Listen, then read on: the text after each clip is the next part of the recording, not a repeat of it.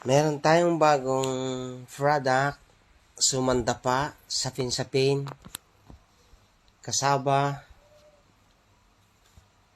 puto, at sumang kamote, pang insalata po mga kalupit, kamatis na Tagalog from Philippines,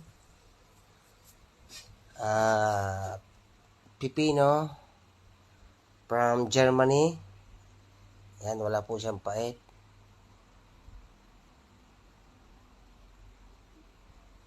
At meron tayong balot-balot na maning nilaga. At ang kasama po niya ay sing-aling.